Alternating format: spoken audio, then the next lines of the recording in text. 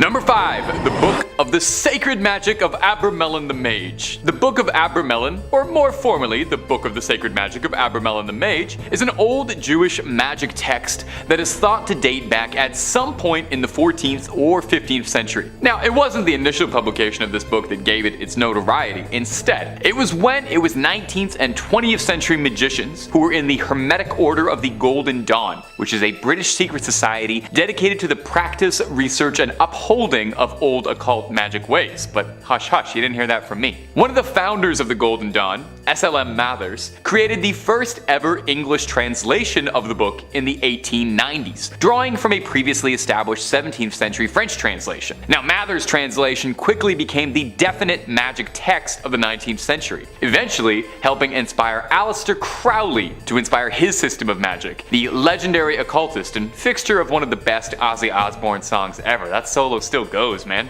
Now, there's all kinds of spells and magic inside this text. Some real highlights include spells on how to conjure somebody and turn them into a donkey, how to summon a monkey to do your bidding, that sounds great, and how to bring forth spirits to fetch you goods. The big key point in this text, however, is an epic, multi-month spanning ritual that, if performed correctly, will allow the sorcerer to commune with their own guardian angel. The book theorizes that everyone has a guardian angel and that they are another part of their essence, a spiritual other half of yourself. The ritual involves, I don't know how to say this politely. You have to, well, they say you have to get blissfully intimate with your other half. Once the honeymoon period is over, the caster then has to summon up and conquer unredeemed spirits of the infernal regions of hell to conquer them. And then they'll be able to master the spirit domain. That sounds like a lot of irredeemed spirits. I hope my angel might help out a little bit with that. This all sounds very complicated, so all things considered, maybe it's for the best that this one's locked away. Seems like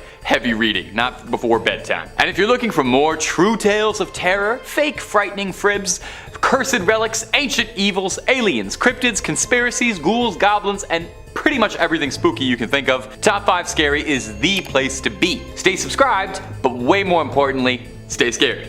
Okay, let's keep going. Whole lot more video to get through. Number 4. Book of Soyga. The Book of Soyga, also known by a more complicated name, the Alderia Siva Soyga Vocor, is an occult text that hails back from the 15th century. I'm pretty sure just saying that name out loud in front of the camera, I probably caused a curse on the office, so I'm sorry about that. This text would have been lost to time, just another forgotten cursed manuscript, if it weren't for the obsessive efforts of John Dee, a 16th century polymath who had his hands in just about every field of study. Polymath is a fancy word for a guy who studies just about everything, and Dee practiced chemistry, physics, astronomy, and also the occult. You know, there's always more to learn, right? Mr. D was particularly interested in contacting angels to learn the secrets of the universe. And this book contains a litany of recipes for magic spells and all sorts of writings on demonology and astrology, but most importantly, and what caught Mr. D's attention, is that the book is said to include the names and genealogies of all of heaven's angels.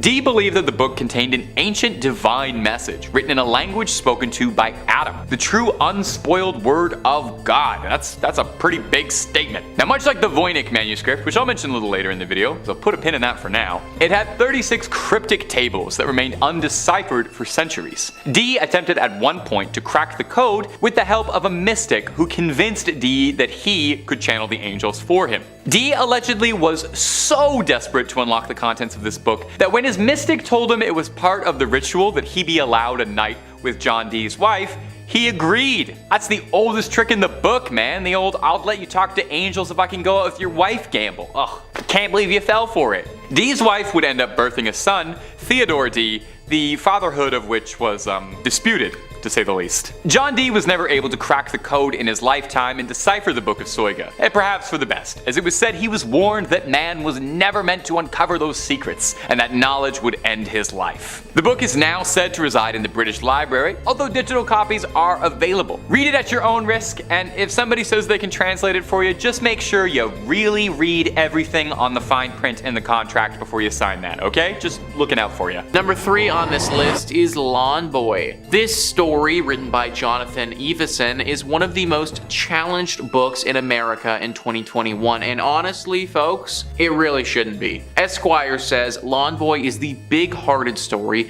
of Mike Munoz, a young Chicano striver working on a landscaping crew in Washington. As Mike fights against the soul-crushing forces of classism and racism to achieve his American dream, he also comes to terms with his sexual identity. Though the novel was written for an adult audience, teens fell in love with Lawn Boy, leading it to be awarded an Alex Prize, an award bestowed by the Young Adult Library Services Association to books written for adults that resonate with teens. Critics slammed the book for the LGBTQ content and sexually explicit material, pointing to a sexual encounter between two young men. Iveson has received hate mail and death threats as a result of campaigns to ban his book, but he remains uncode. When I look at the wealth of great literature that enlightened souls have sought to ban through the ages, how could I feel anything but pride to be listed among them, he wrote. To those who would ban my book and burn me at the stake because they are ashamed of their own past experiences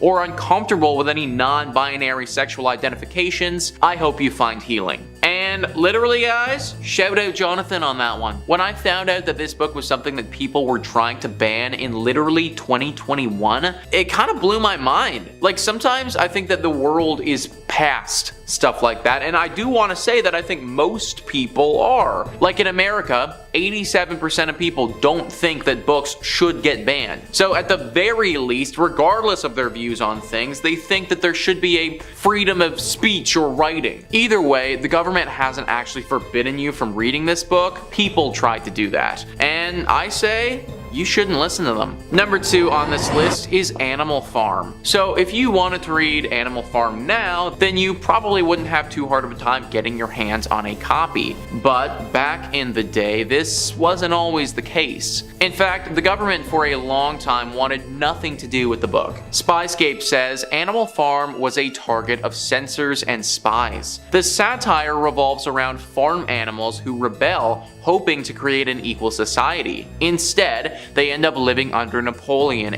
a dictatorial pig. The USSR saw it as a critique of its politics and banned the book. The UAE briefly banned Animal Farm because of its talking pigs seen to be against Islamic values. The CIA, meanwhile, turned it into a propaganda tool and funded an animated movie of the same name, although spies changed the book's ending. If we think about it logically for a second, it makes sense why a government wouldn't want Animal Farm to get read by the general public. This is especially heightened when we think about it from the perspective of a controlling government like the USSR was. In their brain, they probably saw this book as a bit of a threat. The public reads it and then starts getting some sneaky ideas about how they're going to revolt and start their own new country with a totally new government. And then this even goes a step further because the CIA started pushing this book and marketing it as something against the USSR. What was a fictional story turned into this whole political thing caught between the two biggest superpowers in the world when it was released.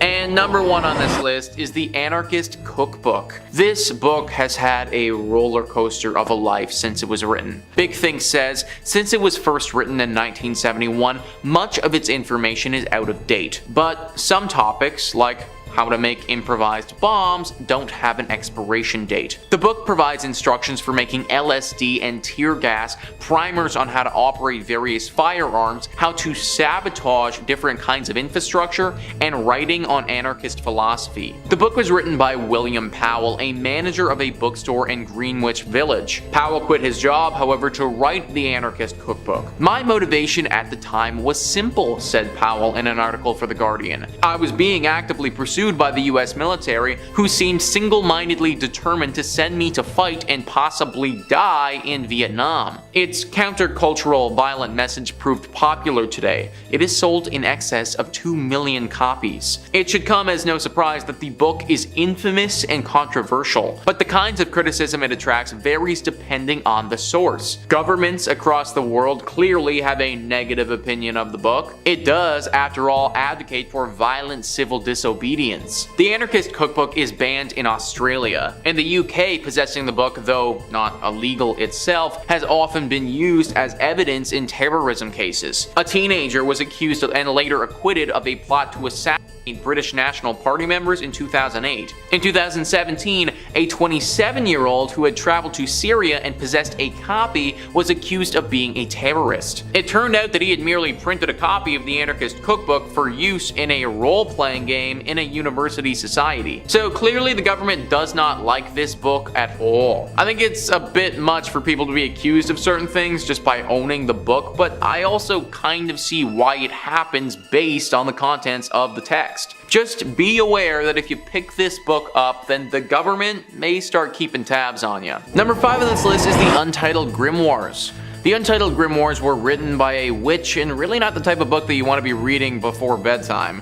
Or actually reading at all for that matter. Digital Trends says, the Untitled Grimoires is a set of 2 handwritten, spiral-bound spellbooks sold by an online retailer for nearly $14,000 back in 2013. The books were handwritten in the 1960s by Persephone Adrasta Irene, a high priestess of Wicca who supposedly led her own coven. All 250 pages are filled with incantations, spells, enchantments, and details on how to summon spirits and demons. However, there was a serious catch. The seller warned buyers that any non-believers who messed with the books would bring a deadly curse upon themselves, while Persephone herself explicitly tells readers on the first page that proceeding with the book would have serious consequences. She wrote, "To those not of the craft, the reading of this book is forbidden. Proceed no further, or justice will exact a swift and terrible retribution, and you will surely suffer at the hand of the craft." So literally anyone who can't perform dark magic already can't read this book and learn how to perform dark magic without dark magic coming and cursing them. Seems like a kind of a stupid way to get people to join your club, but I guess I'm not familiar with the ongoings of witches. Either way, there is no doubt that this book is deeply cursed. I can't imagine spending 14 grand on this thing unless you literally were already familiar with dark magic yourself, and I guess then you could make use of the book, but that's not me. People who have tried to read this thing have had some horrible tragedies befall them, so I highly do not recommend it. Number 4 on this list is Pseudomonarchia Daemonum. Wow, okay, that was an absolute freaking mouthful, so I'm not going to be calling it that anymore because it's also called the False Hierarchy of Demons, and I'm going to be saying that from here on out. Ancient Origins says this is a great compendium from the 16th century dictating the names of 69 demons. The list initially appeared as an appendix to a book about demonology and witchcraft by Johann Weyer. The son of a civic service merchant, Johann Weyer was a Dutch doctor and occult practitioner born in the Netherlands in 1515. Well versed in Latin from a young age, Weyer quickly became a student of Heinrich Cornelius Agrippa, a famous magician, theologian, and occultist in Antwerp. It appears that Weyer's fascination with magic began while working under Agrippa, but later escalated after he became a doctor in his own right. He was summoned to a particular fortune teller's court case and thereby asked by the judge for advice on the topic. The court case started his interest in researching the witchcraft way of life, culminating with his decision to attempt to defend those who were accused of practicing. 27 years after this case, when Weyer was 62 years old, he published The False Hierarchy of Demons. This book, as with most that study demons, also talks about how to summon and control these demons. This book also focuses a lot on witchcraft too, something that became a deep obsession for Weyer. Definitely a book that you should avoid, and one that could hold some serious curses. Number 3 on this list is the Book of Abramelin. Abraham was an Egyptian mage who lived between 1362 and 1458 and dedicated his life to magic. Once Abraham visited Egypt, and there he met a magician, not that magician which you see on TV shows, but that who really knows dark magic and dark secrets. He told Abraham many dark and mysterious secrets and strange things which you and I can never imagine. He told him how to live with the dead person, the location of under-earth treasures, how to contact devils. Besides this, he also told him the secrets of becoming invisible and flying in the sky. That last passage that I just read was written by Sharik Kamal while he was listing the most cursed books of all time. This book is known to be dangerous, and it isn't just because of the contents in it either. Yes, summoning the dead and performing dark magic in its own right is very dangerous and has the potential to cause serious problems for you and those around you. This book, though, may just be inherently cursed to begin with. Many people have read this book, even those who don't go on to perform any of the rituals or incantations that the book describes, have gotten horribly bad luck afterwards. Like the second they opened up the book and started reading, their entire life just flipped on its side. Some have said that afterwards their home became haunted by some dark spirit and they had to move. It's almost as if the book itself is a portal to another demonic dimension, and just the action of opening it could cause something to leak out. I'm sure that Abraham was a great writer, but no book is worth dying over, so I won't be reading this one anytime soon. Number 2 on this list is The Great Omar. This book is believed to be the cause of one of the most tragic disasters in all of human history, sinking the unsinkable ship, the Titanic. No, you don't catch Leonardo DiCaprio reading this book in the 1997 movie version, but maybe he should have. This book, even though it is deeply cursed, is potentially the most ornate and beautiful books to have ever been created. In fact, it took over 2,500 hours to create this book, which translates to over 100 full days. One would think that a book of this kind would fetch quite the pretty penny, but that actually wasn't the case. In fact, the man who binded this book, Francis Sangorski, had an extremely hard time trying to sell it to anyone. Finally, he did find a home for it in America and was in the process of sending it over there, but it never reached its destination though, because it was on the Titanic. Now, the reason that people think this book had something to do with the unsinkable ship sinking is because only a week or so after the ship had gone down, so did Sangorski. He died by drowning to death a very short time after the book had also sunk to the bottom of the ocean. This is why people believe that something about this book will curse those around it and potentially lead to someone drowning. I personally think it's a bit of a stretch to just assume that having this book caused the entire Titanic to sink.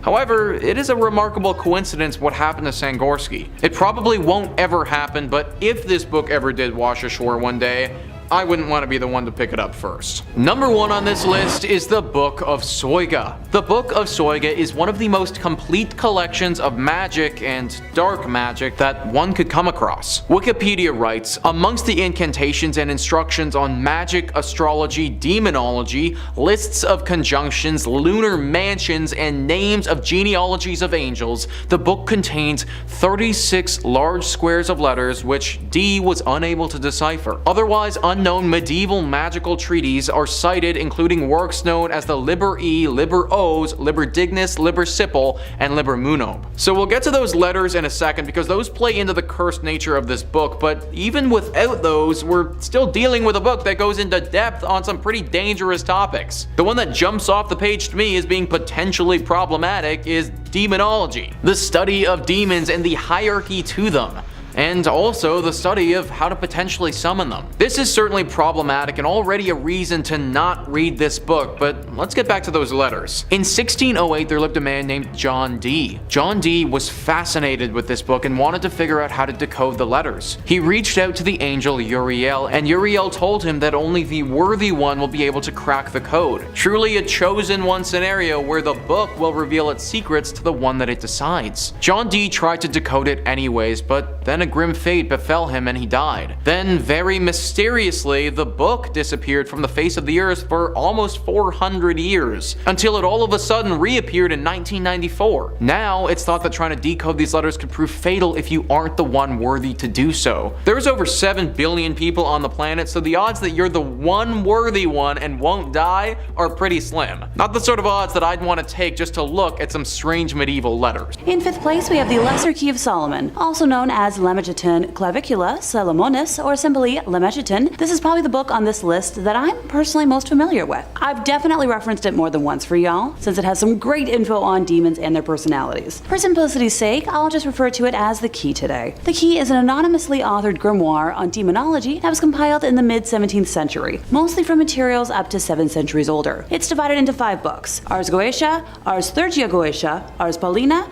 Ars Almadel, and Ars Notoria. The Key is based on the Testament of Solomon and the ring mentioned within it that he uses to seal demons. While most of us know specifically the Ars Goetia for, the 72 demons listed in the ranking, and I promise I'll get to the highlight reel in a moment. Now, while I don't have a technical definition for Ars, the Latin term Goetia refers to the evocation of demons or evil spirits, and is derived from an ancient Greek word meaning charm, witchcraft, or jugglery. In medieval and Renaissance Europe, Goetia was generally considered evil and heretical, in contrast to theurgia and magia naturalis, or natural magic, which were sometimes considered more noble. Okay, the 72 demons I promised. I promise I won't bore y'all and list them all, but some notable ones include King Baal, Duke Valfor, King Baleth, Duke Berith, Duke Astaroth, King Asmodeus, King or Count Fine, and Samael. The Ars Theurgia Goetia mostly references Trithemius's Steganographia, though the seals and order of the spirits are different due to corrupted transmission via manuscript. Rituals not found in Stenographia were added, and in some ways conflicting with similar rituals found in the Ars Goetia and Ars Paulina. Most of the spirits summoned are tied to compass points. 4 emperors are tied to the cardinal points of Carnisiel in the east, Amenadiel in the west, Demoriel in the north, and Caspiel in the south. And 16 dukes are tied to cardinal points, intercardinal points, and additional directions between those. There are in addition 11 wandering princes, so that a total of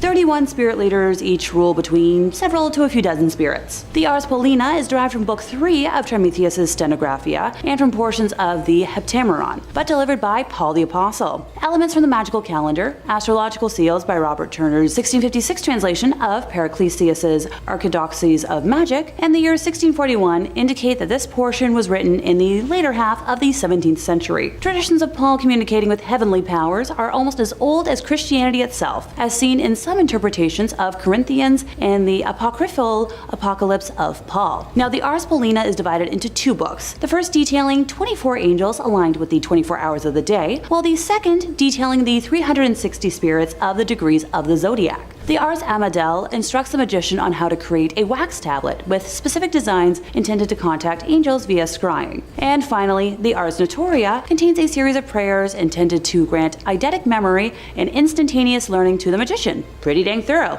In 4th place, we have the Grand Grimoire. It's a black magic grimoire, and for reference, a grimoire is a textbook of magic that typically, includes instructions on how to create magical objects like talismans and amulets, how to perform magical spells, charms, and divination, and how to summon or invoke supernatural entities such as angels, spirits, deities, and demons. In many cases, the books themselves are believed to be imbued with magical powers, although in many cultures, other sacred texts that are not grimoires, such as the Bible, have been believed to have supernatural properties intrinsically. Now, the only contents found in a grimoire would be information on spells, rituals, the preparation of magical tools, and lists of ingredients, and their magical correspondences. In this manner, while all books on magic could be thought of as grimoires, not all magical books should be thought of as grimoires. Different editions date the specific one to 1521, 1522, or 1421, but it was probably written during the early 19th century. Some experts suggest that 1702 is when the first edition may have been created, and a Bibliothèque Bleue version, similar to a chapter book, of the text may have been published in 1750. Now, the introductory chapter was authored by Antonia Venetiana del Rabina, who gathered his information from the original writings of King Solomon. Much of the material of this grimoire derives from the Key of Solomon and the Lesser Key of Solomon, which, are grimoires attributed to King Solomon. Also known as Le Dragon Rouge, or the Red Dragon, this book contains instructions on how to summon Lucifer, or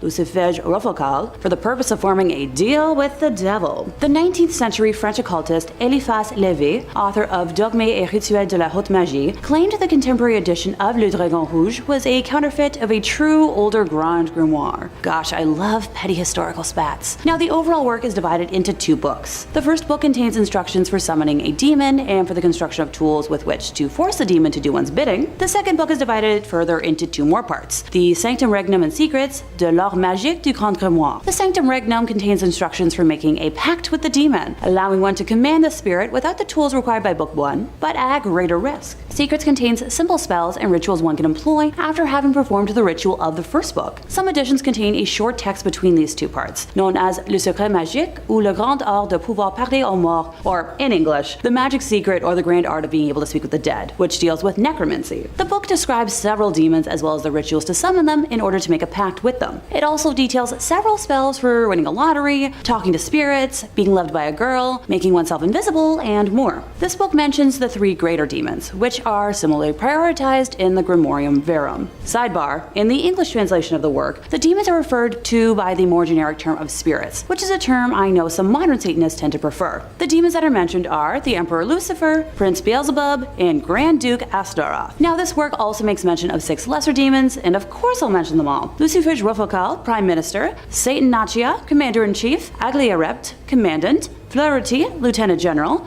Sargatanas, Brigadier Major, Nebulos, Marshal, and Inspector General. Number 3 on this list is the Handbook of Ritual Power. Anything called the Handbook of Ritual Power probably deserves to be on the list. Owen Jarvis details this book nicely by writing, "This 20-page codex dates back around 1,300 years and is written in Coptic. It contains a variety of magical spells and formulas including love spells, spells for curing black jaundice, and instructions on how to perform an exorcism. The text may have been written by a group of Sethians, an ancient Christian sect who held Seth, the third son of Adam and Eve, in high regard. The opening of the text references a mysterious figure named Bactiotha, whose identity is unknown. I give thanks to you, and I call upon you, the Bactiotha, the great one who is very untrustworthy, the one who is lord over the 40 and the 9 kinds of serpents," a translation of the text reads. The researchers who translated and analyzed the text call it a handbook of ritual power. It is now housed at the Museum of Ancient Cultures at Macquarie University in Sydney. The university purchased the codex in 1981 from a Vienna-based antiquities dealer named Michael Fackelman. Where Fackelman got it from is unknown.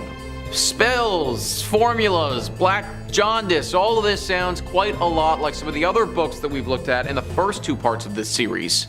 A book that probably teaches humans some skills that we simply aren't ready to receive. A book that, if it fell into the wrong hands, somebody with evil intentions, could prove to be really, really bad. There are things that need to be left in the hands of higher beings, and making somebody fall in love with someone else may just be one of them. Keep this book locked up and away from prying eyes. Number 2 on this list is the Dresden Codex. Owen Jarvis details once again the Dresden Codex beautifully by writing, "The Dresden Codex is a Mayan text dating back around 800 years. It contains 39 beautifully illustrated sheets with texts and images on both sides. Research published in 2016 in the Journal of Astronomy and Culture indicates that the Codex records the phases of the planet Venus so that the Maya would be certain that their ceremonial events were being held on the correct day. The Maya had a really elaborate ritual set of events that were tied to the calendar," study researcher Geraldo Aldana, a science historian at the University of California, Santa Barbara, told Live Science. They were probably doing large-scale ritual activities connected to the different phases of Venus. Now, for those who don't know, Venus, albeit a very beautiful planet, is often tied to Lucifer.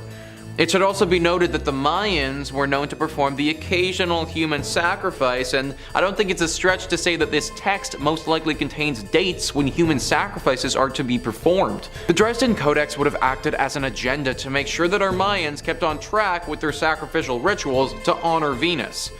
For this reason, it's thought that this codex is cursed with the souls of those who were sacrificed. It's also very dangerous to perform any of these rituals, as they will likely involve the loss of human life and potentially reaching out to some very dangerous gods. This is the oldest surviving Maya book, and for that reason needs to be kept around for research, but I wouldn't recommend the average person giving it a read. And finally, number 1 on this list is Liber linteus. This text is currently considered to be the longest lasting Etruscan text in all of history. It dates back to the 3rd century BCE, and because not much is known about the Etruscan language, it remains mostly untranslated. However, experts who study such things have been able to decipher some of it and have discovered that the text was a ritual calendar, a collection of dates with specific rituals to be performed on said dates. The exact details of these rituals are unknown, but we assume them to be centered around human sacrifices and things of that nature. This is already enough to fear this book, but what makes it inherently cursed is how the pages were used for several thousand years. Mihailo Beric was a low-ranking Croatian official who in 1848 decided to leave his position and travel to Egypt. While he was there, he decided to purchase a sarcophagus with a mummy inside. Why someone would want a coffin with a preserved dead body in it is beyond me, but apparently this was pretty cool to own back then. Anyways, he takes this mummy back to his home in Vienna and stands it upright in the corner of one of his rooms. It wasn't until after he died though and his brother donated the mummy to the State Institute of Croatia that somebody realized what the mummy was covered with. The bandages that preserved the mummy were covered in writing. These bandages were the Liber linteus and had been used as rags for this mummy for centuries. Now this text is locked in a refrigerated room in the Archaeological Museum of Croatia, and for good reason. Not only is the writing of this text potentially very dangerous, but people believe that the spirit of this dead mummy haunts the rags and that they're cursed. Those that come into contact with them, or God forbid, read them, could have some very tragic events befall them. For this reason, I highly recommend staying away from the Liber linteus at all costs.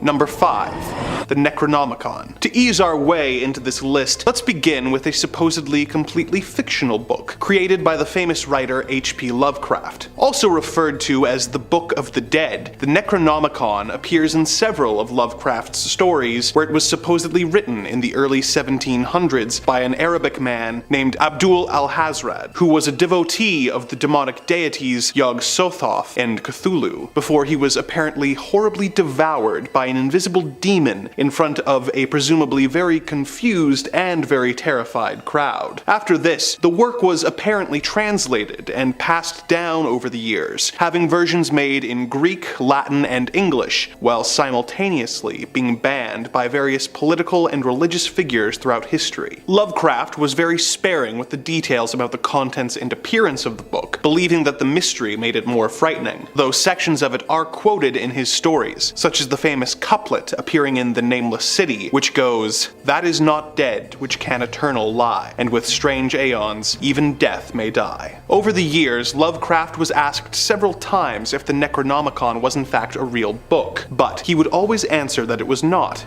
and that the idea came to him in a dream. Of course, a number of paranormal enthusiasts believe that this dream was actually a vision given to Lovecraft by the demonic entities, and over the years, many famous libraries who people believe are hiding copies of the book, such as the Vatican Library, often receive requests from eager readers wanting to know the secrets of life and death supposedly enclosed within the pages of the Necronomicon. The Book of the Dead appears in many other works of fiction, with Lovecraft's approval, as he believed that different authors using common allusions helped to build a background of evil verisimilitude. Is the Necronomicon a real book, or is it just a piece of fiction that has managed to take on a life of its own? Well, it depends who you ask. Number 4. The Lesser Key of Solomon. The Lesser Key of Solomon is a grimoire compiled in the 17th century from materials that were already centuries old at the time of the book's original publication. The volume is divided into 5 books, one of which contains instructions on how to grant the practicing magician an eidetic memory and the ability to instantly learn materials. Another of the books teaches the user how to contact angels using a wax tablet and a method known as scrying. 2 of the other books describe the 24 different angels and their relation to the 24 hours in the day, and the 360 spirits of the degrees of the zodiac. However, the Lesser Key's most famous book is known as Ars Goetia, which contains 72 sigils, each representing a different demon, as well as instructions on how to summon the 72 demons, and even how to control them. Before you go searching for a copy at Barnes & Noble, consider the following. The Lesser Key of Solomon is apparently a cursed book, with anyone who owns a copy of it reportedly being subject to constant bad luck, or in some cases, even death. Some owners of the book have reported seeing the pages turning by themselves, and even flying across the room, while hearing whispers and seeing dark shadow people. If this warning has reached you too late, and you have already fallen victim to this horrible curse, the good news is that it can apparently be broken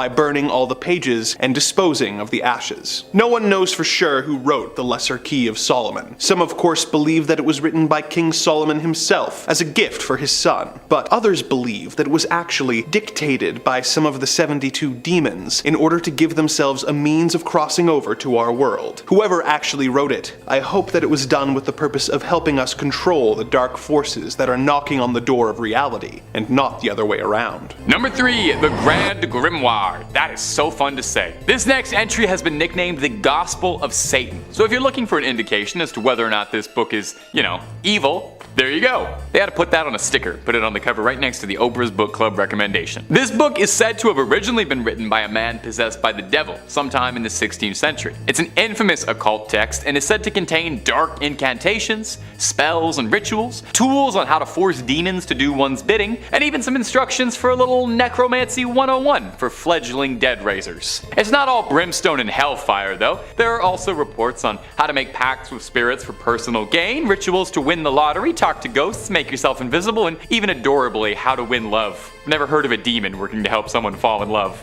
Now all that sounds cool, definitely. I know I would love to have like a little skeleton minion who could help me with chores, maybe be like my little buddy. I love playing a necromancer in Skyrim, but these things don't really work out if you don't know what you're doing. Take a look at Full Metal Alchemist, that didn't work, they didn't know what they were doing. Even opening this book is considered equivalent to selling your soul to the devil. Soon as you crack the spine, it's like signing the contract. Because of the book's nefarious reputation, the original copy of the manuscript has been sealed away inside the Vatican's secret archives, and not currently available to the public. So I don't think whatever they're listing on Amazon as the Grand Grimoire for $10 is the real Grand Grimoire. Number 2, the Voynich manuscript. The Voynich manuscript has got to be one of my favorite stories of a mysterious manuscript ever. I guess that's why I put it at number 2. Unlike a lot of entries on this list, it's actually very easy to come across a digital copy of the Voynich manuscript. It's available to read online. The only trouble is reading it honestly probably won't do you a lick of good, since it's written in a language no one has ever heard of and there's no record of it ever having existed. Yale University has the entire thing up and available online if you're feeling confident enough that you can take a crack at it and feel like banging your head against a brick wall for a few hours. The book is a handwritten, hand-illustrated codex of 240 pages of pure mystery, featuring gorgeous illustrations and typography, and what the book is about is your guess is as good as mine, honestly. Carbon dating suggests that it stems from the 15th century, and analysis of the style of the text and illustrations within suggests that it could have been penned during the Italian Renaissance. But just about every single aspect of this thing is shrouded in mystery. We don't even know what it's truthfully called. The Voynich manuscript is the name it was given after the initial owner, Wilfrid Voynich, purchased it in 1912 and brought it to public attention for the first time. Sorry, not the first owner, I'm sure several other people owned it before him. As such, the language inside the book is occasionally referred to as Voynichese. Now some pages are missing, lost to time completely, and the pages we do have are just a puzzle. Some are foldable sheets of various sizes, some pages have wondrously drawn diagrams or illustrations showing things like plants, some fictional, some real, and astrological symbols, drawings of people. Over the years, there have been several efforts to try and decode and document the book and figure out just what it is. A prevailing theory, admittedly a boring one, is that it's a guide to botany written in a mysterious script, a forgotten language, an uncrackable code, an incredibly convoluted hoax. Of course, with any good mystery, there are some wild theories. Some say the Voynich manuscript could be written from an extraterrestrial gifted to humanity, or written in demonic script perhaps, or that biblical language that we were mentioning in the book Soygas a few points ago. Like I said, it's available online, so I leave this up to you. If you manage to crack it, let us know down below in the comments.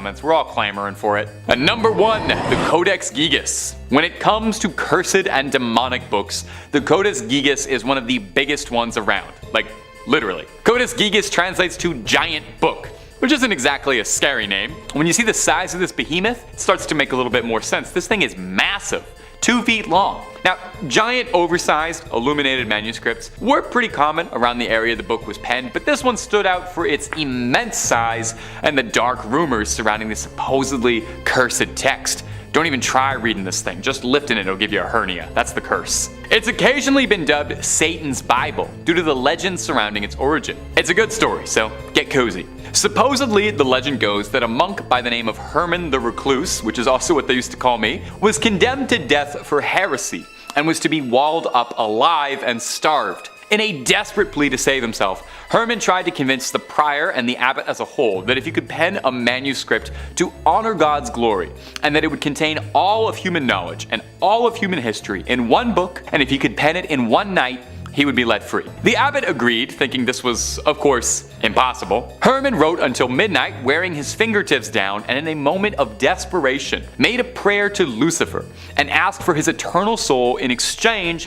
for the book's completion in order to repent for his sins. I totally get it. You know, I gotta be honest, I have done some pretty nutso stuff trying to make sure my scripts get in time for deadline. Haven't quite sold my soul to the devil yet. I usually just rail Red Bulls, but I'd probably make a similar deal under a similar deadline. Now, I don't want to poke any holes in Hermann's logic here, but I will say maybe selling your soul to the devil is part of the reason you got into this mess in the first place, because that does sound a little bit like heresy, but it's not my place to judge. I'm not an archdeacon. A variation of the legend states that Hermann worked for years on the manuscript, day and night, but still was unable to complete it in his lifetime and asked for the devil's assistance. Anyway, no matter the story, the legend states that Satan signed the Bible with a particularly terrifying illustration of himself. I mean, take a look at it, it's horrifying looking. The book contains a birth of information. Like they said, it was supposed to be everything humanity had attained up to that point in one big book. These days, the Codex Gigas is preserved in the Natural Museum in Sweden, where you can admire the penmanship of Hermann the Recluse and his ghost author, Satan. Number 5 on this list is Scary Stories to Tell in the Dark. You may be familiar with this title because there was actually a movie adaptation that hit the screen super recently. Back in 2019, Scary Stories to Tell in the Dark came out in film format. But this movie was based off of a book, and for the longest time, this book was super banned. SCMP says this one stands out on the list because unlike the other banned or challenged books, Scary Stories is not political and it doesn't contain any references to drugs or sex. So why were these collections of horror stories so controversial? Some of the stories could be pretty scary and parents felt that they were inappropriate for their children, which is fair considering these are stories about being buried alive, cannibalism, and way more. But for many people, the real issue was the artwork by Stephen Gamble, an incredibly talented illustrator who no doubt caused nightmares for thousands of children since the book's first publication in 1981. So literally, guys, this book got banned because it was too scary. Think about that for a second. The author literally did too good of a job at making a horror book that people thought no one should read it. If I was the guy who wrote this, then I wouldn't know whether to take that as a compliment or like a criticism, to be honest. The people who banned this thing couldn't hold it down forever though, because at the end of the day, it is some great literature for those who love horror. Number 4 on this list is Fire and Fury. Now, this one I felt like I had to bring up because it happened really recently with the former president of the United States. Skyscape says Wolf's gossipy tell-all describes a dysfunctional presidency perpetually in chaos, zoning in at one point on the day the FBI director James Comey was fired. Comey heard about it on TV. Not all of Wolf's claims are accepted as truth, of course. Trump said he didn't authorize Wolf's White House access and didn't speak to him for the first book. Trump's lawyer Charles Harder sent a cease and desist letter threatening a libel lawsuit in an effort to stop publication. Fire and Fury sold out in its first day of a release as a result. By 2021, Trump was speaking to Wolf for Landslide, Wolf's third book in the trilogy. There were countless scandals during the Trump administration, so I feel like this one was just another notch on the belt. Either way though, the government literally did everything in their power to try and get rid of it and stop us from being able to buy it. The opposite happened though, and because it got so much attention, it flew off the shelves faster than they could print them. Number 3. The Book of Soyga. This 16th century treatise on magic, written in Latin, came into the possession of the former advisor of Queen Elizabeth I and famous mathematician, astrologer, alchemist, and occultist John Dee in the year 1580. The book was filled with spells and instructions on how to summon demons, but most curious of all were the several pages which were covered in more than 40,000 letters, all seemingly distributed at random random. John Dee spent 2 years trying to crack the code that would allow him to read the book, but could not. In 1582, his colleague and fellow occultist Edward Kelly offered to perform a seance using a special mirror which would allow the Archangel Uriel to speak through him. They performed the ritual, with Dee recording the dialogue between himself and the angel in his spiritual diaries. Dee began the conversation by asking, "Is my book of soyga of any excellency?" The angel replied in Latin that the pages of the book were indeed special and were revealed to Adam by the good angels of God in the Garden of Eden. When asked if he could help them translate the tablets of letters which comprised the final 36 pages of the book, the angel responded that only the Archangel Michael had the power to decipher it. Dee would spend several more years failing to decipher the final pages of the book, while concerned at the rumors that the book was cursed and would bring death to anyone who translated it within 2.5 years. The book eventually went missing and was considered lost to history, with the only references to it being in Dee's various diaries. This changed in 1994, when a John Dee scholar searched the British Library. It had been searched many times before, but all the previous searchers had made the mistake of looking for it under the letter S for soyga, instead of using the book's alternate title described in one of Dee's diaries, Alderia sive soyga vocor. The scholar found 2 copies of the book using this method. In 2006, a mathematician was able to use a computer to analyze the 46,656 letters of the tables and discover the different keyword that each coded page used. This also revealed that the spelling errors between the 2 books proved that they were both actually copies of an even older text of unknown origin. The author of these texts is still unknown, and though the supposed angel said it was dictated to Adam by angels, the idea of angels in the Garden of Eden teaching Adam how to summon demons seems inconsistent with the established biblical lore. Is this supposedly cursed coded grimoire actually authored by some sinister and malevolent force? And what purpose was the book intended to fill? The more we learn about this book, the more mysterious it seems to get. Number 2. The Grand Grimoire. Sporting the alternate name of the Gospel of Satan, this 16th century book has the reputation of being one of the most terrifying books on occultism ever written. The book is filled with instructions to summon not only demons, but the devil himself in order to sell your soul to Old Scratch. It describes in great details the rituals that will let you call forth Lucifer, Beelzebub, Astaroth, as well as 6 lesser demons, and also contains spells that will, among other things, let you win the lottery, talk to spirits, make someone fall in love with you, and turn yourself invisible. The book's ritual instructions are very intense, with some spells calling for house pets like cats to be sacrificed and skinned and popped into a pot. The original copy of this book is currently being kept under lock and key in the Vatican archives, but other versions are available for purchase, such as the Kindle version, which you can own for $1.75, which is a great deal for something that will apparently let you turn invisible and then win the lottery. Of course, the additional cost of your pet cat and your soul may add up. The name of the original author is unknown. However, legends and rumors state that the author wrote the text while being possessed by the devil, which I suppose makes him Satan's ghostwriter. Number 1.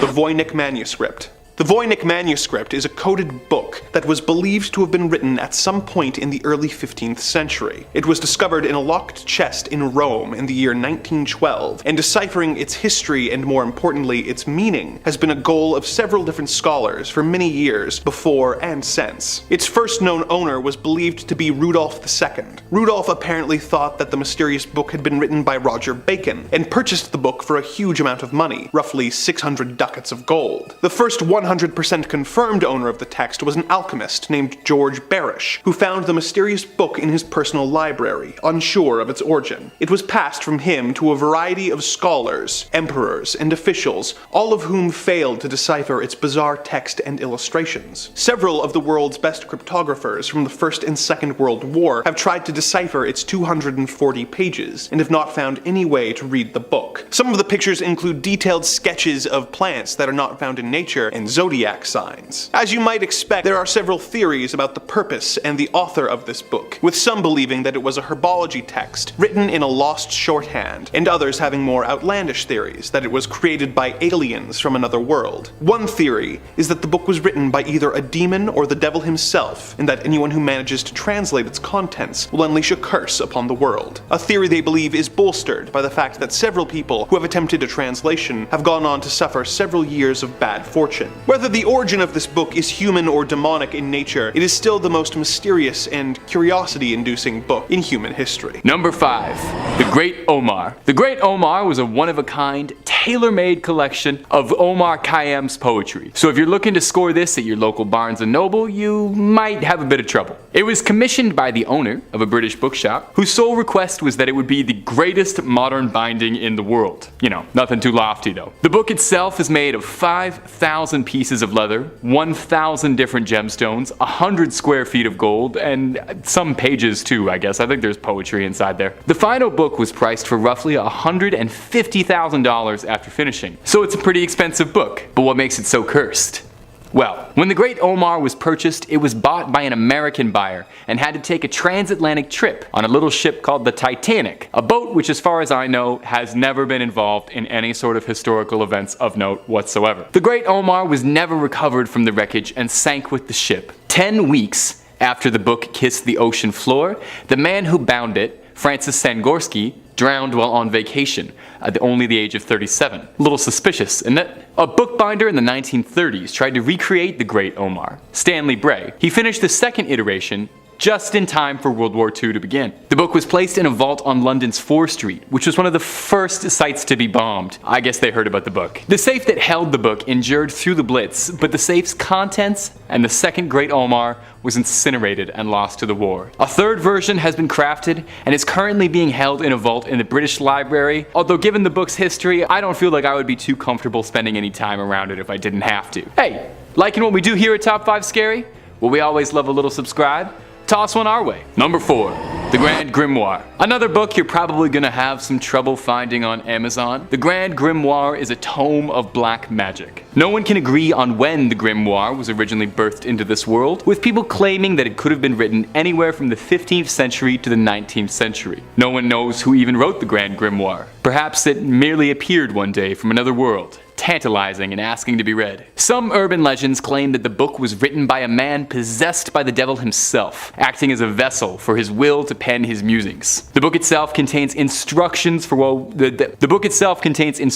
for would-be warlocks to summon all manner of demons and sinister servants of the underworld, even including guides on how a fledgling necromancer could learn how to raise a spirit from the dead. Now, if all that sounds appealing to you, it's said that even so much as cracking the spine of the Grand Grimoire is enough to seal your soul to damnation, the literary equivalent of promising your soul to the underworld. The church, obviously, sought out to quell the rising threat of the Grand Grimoire's dark musings, and it is said that the original Grand Grimoire, gosh, that is fun to say, is currently being held sealed in the Vatican's legendary vault, where it shall never again be seen by prying eyes, or those wishing to uncover its many dark secrets. There are alleged excerpts that have been reprinted and made available, but the full Grand Grimoire itself hasn't been seen by anyone in what would be centuries. Perhaps for good reason too. I mean, if the myths and legends around the book are to be believed. Number 3 on this list is the Book of Soyga. The Book of Soyga is one of the most intriguing books on this list. Humans like things that are hard to come by, things that are rare and often valuable to us. Diamonds are beautiful, but it's actually the rarity and difficulty in finding the diamonds that make them as valuable as they are. Well, the Book of Soyga took a book from those precious stones, and it's definitely hard to come by. The style inspiration says, dating back to the 16th century, the Book of Soyga, also known as the Aldaria, is a Latin essay about demonology with only 2 known copies in existence. One was owned by the scholar John Dee, and his elder brother devoted his entire life to decoding the Book of Soyga. Though he successfully determined that the book was full of dark rituals and incantations, he struggled to figure out the final 36 pages. His obsession with figuring out the content of those final pages drove Dee to insanity. Obsessed, he even hired a medium to summon the Archangel Uriel to help with the translation. Speaking through Dee's medium, Uriel apparently explains that the book came into existence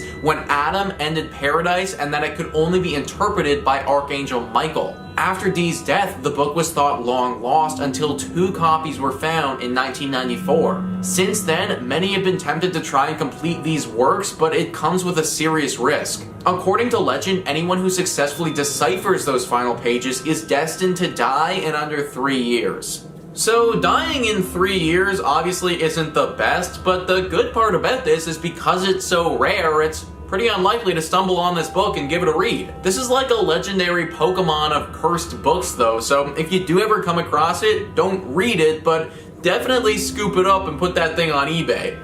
In that case, the Book of Soyga might actually be a blessing. Number 2 on this list is the Lesser Key of Solomon. This book is so cursed that it doesn't even need to be read to curse you. Literally just being in its proximity can do the trick. Slapped Ham writes, the Lesser Key of Solomon, also known as the Clavica Solomon's Regis, is a cursed grimoire of demonology. Its original authors are unknown, and it's said to be comprised of texts compiled sometime in the 17th century. The book contains passages on how to conjure spirits of the dead and demons and how to control these entities to do your bidding. Curses and invocations also play a large role in the ancient text. Esoteric topics like how to become invisible and locate missing or stolen items are covered. Recipes for love potions and liquors of persuasion are also scattered throughout the book. This definitely isn't the book you want to own. It's reportedly so cursed that it will doom anyone who keeps a copy on their bookshelf. Those who've owned it have reported strange occurrences like pages turning on their own and books violently flying across the room.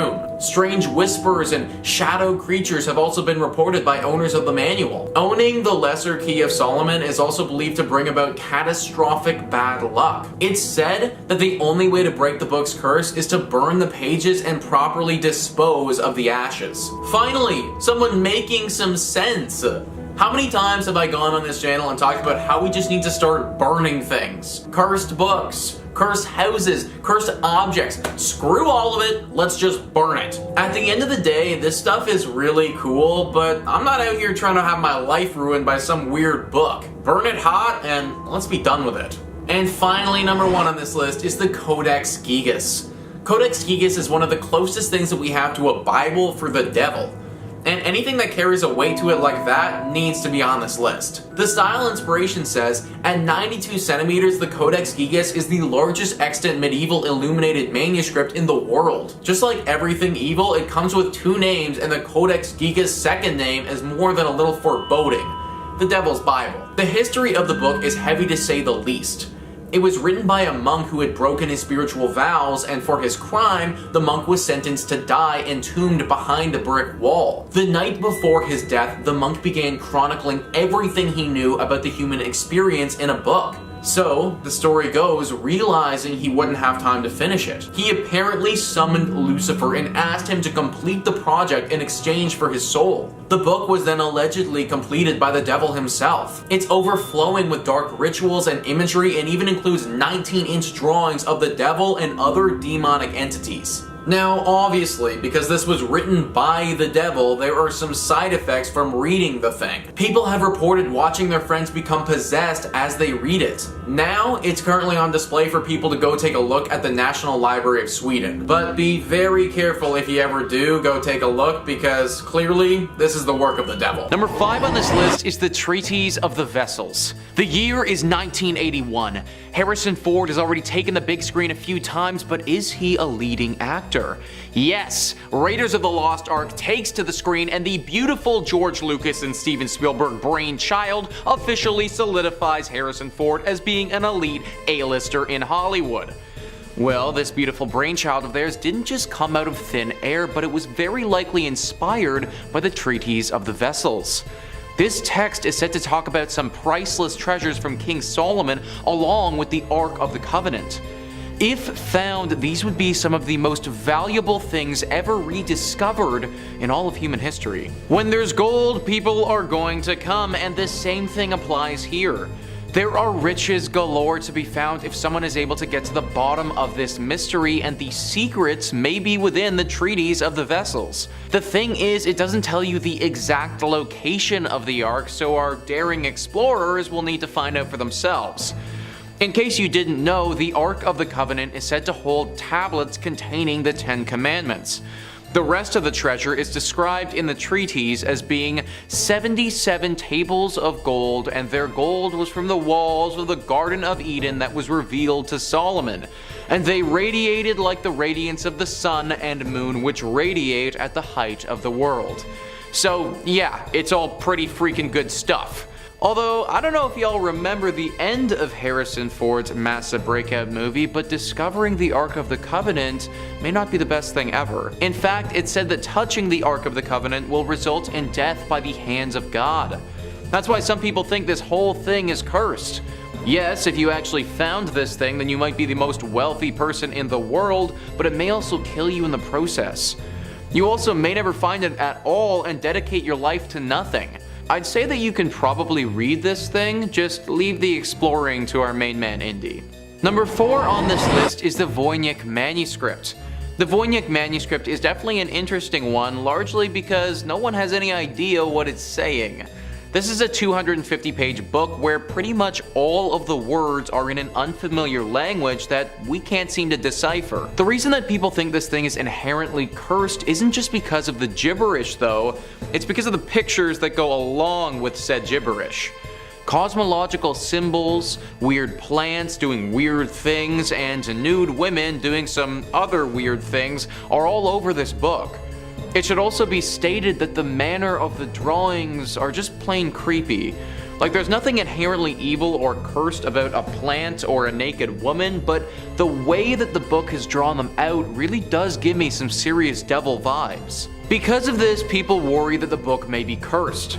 That potentially this is a book from the underworld which somehow made its way to our world. This is why we can't understand the words, but a demon would be able to pick it up, no problem. Experts have researched the language, and although they don't know what it is, have discovered some hallmarks that indicate it is a real language of some kind. Therefore, it could be some kind of demonic tongue that we aren't familiar with. Granted, it could also be some other ancient language that's just been lost in time. Demonic language or ancient language, I think based on the drawings, it's clear that whatever is said is probably not PG stuff. Who knows how many gruesome or questionable things this book has been part of in its lifetime. Considering you wouldn't be able to read it anyways, I'd just avoid it altogether. Number 3 on this list is the Ars Notoria. The Ars Notoria is an ancient text which grants the person who studies it a perfect memory. Something that sounds great from the outside, but it isn't as cool as it's cracked up to be. Ancient Origins writes, as part of a larger collection known as the Lesser Keys of Solomon, the Ars Notoria is a book that is said to allow followers a mastery of academia, giving them greater eloquence, a perfect memory, and wisdom. The Ars Notoria is one of 5 books within the Lesser Keys of Solomon, an anonymous text that was compiled from other works in the 17th century and focuses on demonology. The Ars Notoria is the oldest portion of the Lesser of the Keys grimoire, dating back to the 13th century. However, the texts contained within are a collection of orations, prayers, and magical words which date back to well before the 1200s. The prayers are in several languages including Hebrew, Greek, and Latin. It was not a book of spells or potions, but a book of prayers and orations that are said to strengthen and focus one's mental powers by beseeching God for intellectual gifts. Among these intellectual gifts is the concept of a perfect memory. Those who practice liberal arts such as arithmetic, geometry, and philosophy are promised a mastery of their subject if they devote themselves to the Ars Notoria. Within, it describes a daily process of visualization, contemplation, and orations intended to enhance the practitioner's focus and memory. So here's the thing, guys, that all sounds well and good and very useful, but I don't think that people understand what a perfect memory actually means. It means that there is literally nothing at any given point that you will ever forget. The license plate of that one car that cut you off, that one passing comment that the cashier said about the milk that you bought, the strange handshake that you had with your friend the other day. Literally nothing at all. You're not going to forget anything. Think about how much noise is going to be going on in your head at one given time if you can't forget anything. This is the curse of this book, and it's why a lot of people who have studied it in depth have lost their minds. If you're going to remember everything in the world, then there also needs to be a way to turn it off every now and again, to finally get some silence in your head. Sometimes forgetting things really is the best thing for us. Number 2 on this list is the Picatrix. The Picatrix is definitely a book that should be avoided, and it's mainly for how freaking grotesque it is. It was initially written in Arabic back in the 11th century, and it's a book that's centered around astrology and magic. It teaches the individuals who study it how to concoct crazy spells and make magical potions. What has thrust it into the limelight, as I mentioned earlier, is how freaking gross it is. The magical potions and the spells in here are just disgusting, and they're honestly plain wrong. Various body parts, various fluid from said body parts, and other weird stuff is regularly called upon in this text. The following is a literal passage from the book on how to make a spell. Take 4 ounces of the blood of a black dog, 2 ounces each of pig's blood and brains, and 1 ounce of donkey brains. Mix all of this together until well blended. When you give this medicine to someone in food or drink, he will hate you. And like, yeah, duh, if anyone blended up a bunch of brains and then gave it to me to drink, then I would kinda hate them as well. Many people think that this book is cursed based on the horrible spells in it, but it honestly might not be and could just be super weird. Either way, probably best to be avoided. And number 1 on this list is the Voynich manuscript. The Voynich manuscript is an illustrated codex that is handwritten in a writing system or language that no one understands. By using some advanced carbon dating, we can determine that it was made back in the early 15th century. We're pretty sure that based on the style of writing, artwork, and language that's in this book, it was most likely made in Italy. The manuscript contains 240 pages in it, and even though it was discovered a long time ago, no one has any idea what it truly means. This could be a good thing though, because the current prevailing wisdom is that whoever discovered exactly what this book says and means, they're gonna be cursed. Some think that this book has an ancient alien curse that's attached to it, and that it was dumped in Italy hundreds of years ago by said extraterrestrials. Others believe that there were some deep devil worshippers who made this book after finally making contact with the devil. Either way, so far we have no idea what it says, and if things maintain how they've been, we probably won't ever know. Which for a book like the Voynich manuscript, might actually be for the best. Number 5 on this list is Shems al-marif.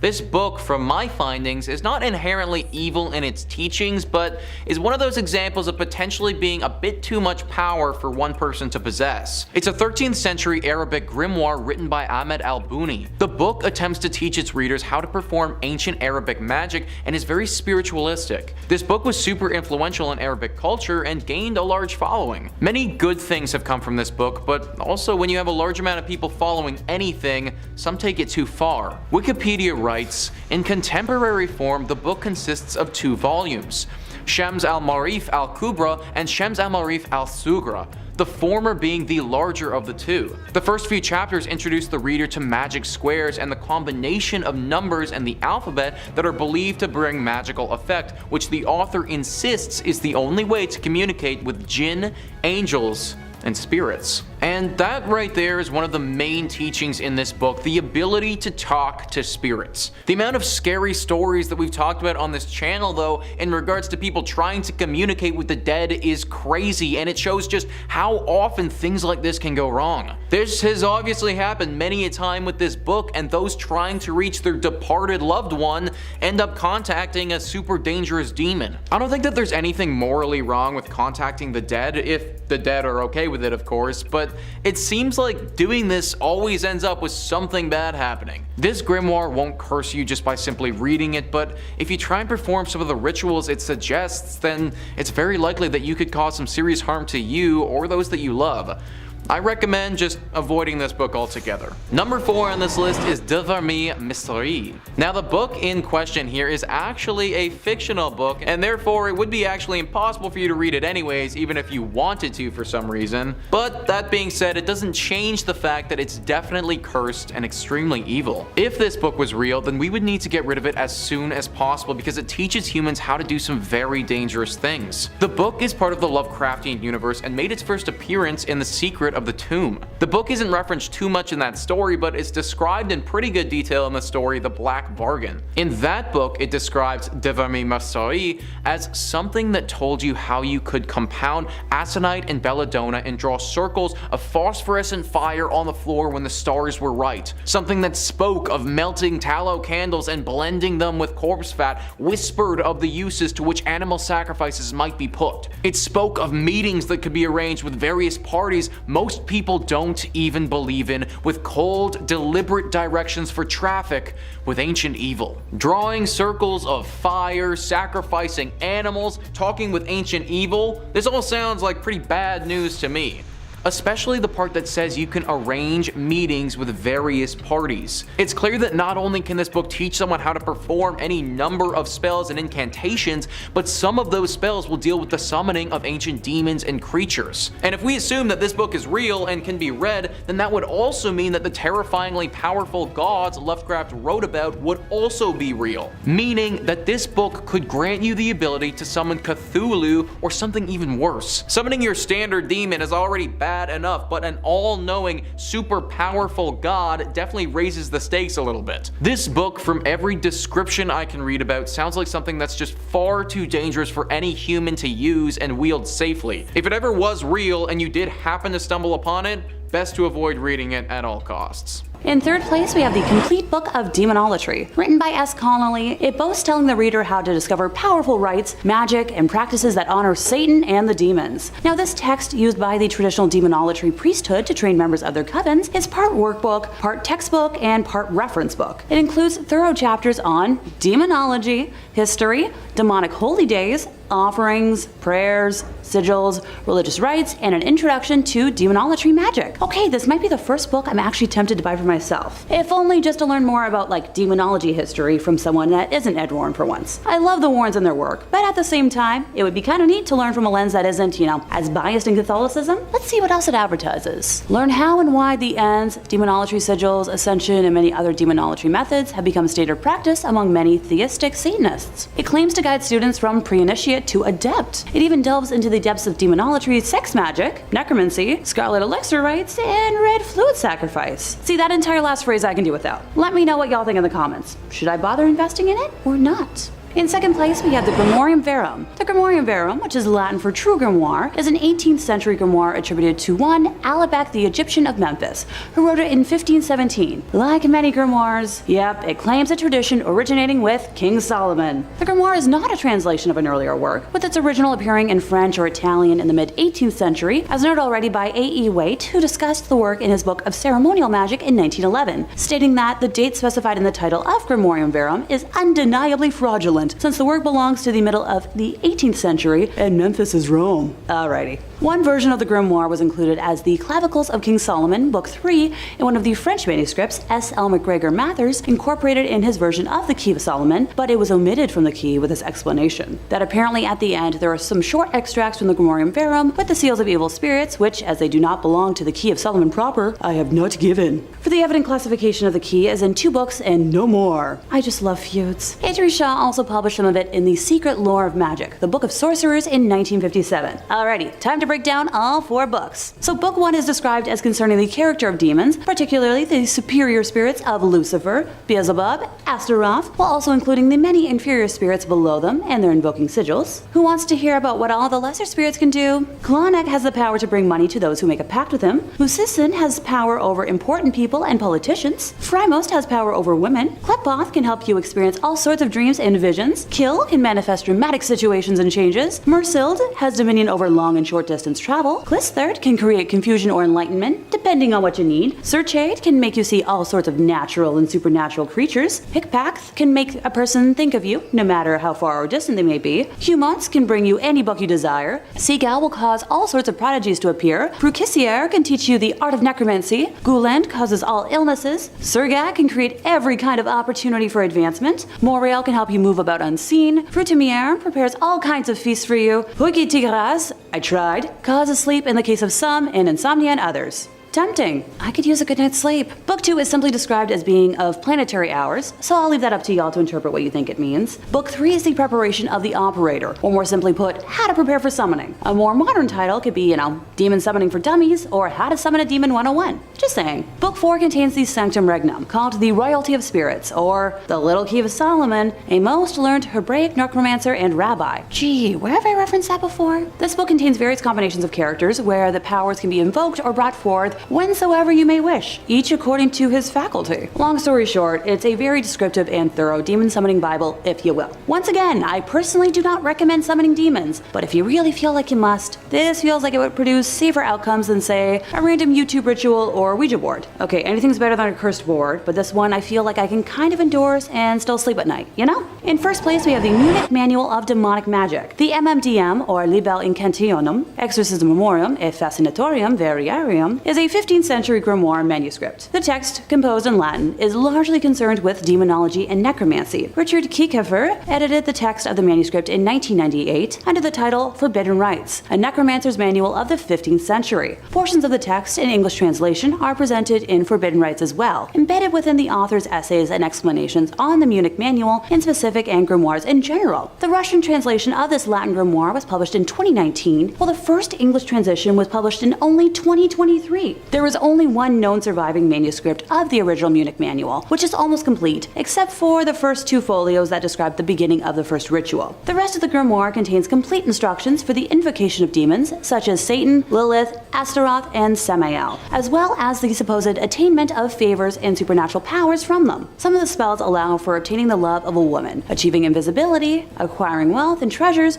or gaining knowledge. The text is accompanied by over 40 illustrations of magic circles and symbols to be used in the ritual. Pages 130 to 133 of the text include a list of 11 demons, similar to the one from the Ars Goetia. Since there are only 11, I suppose I could list them all off. Count/Duke Barbarus, Duke Cassin, President/Count Odious, King Curson, Duke Alugor, Prince Teob, President Fulak, Duke Ganeron, Marquis Tuvaris, and President Hani. Oh, and Marquis Sukax. I promise I did my best with pronunciations. Most of the text is in Latin, with the exception of 2 appended materials in German and Italian. Makes sense to me. Anyone feel like learning a dead language? Number 5 on this list is the Sacred Book of Abramelin the Mage. This book was written by, and yep, you guys guessed it, Abramelin. Abramelin held a belief that every single person had their own unique personal demon within them. Kinda sounds like the guy who's been through a few rough breakups if you ask me. He believed though that even though we all had this personal demon, that it could be tamed and it could be controlled. Sort of like this inner power that you have that once you're capable of controlling, it will be very, very strong.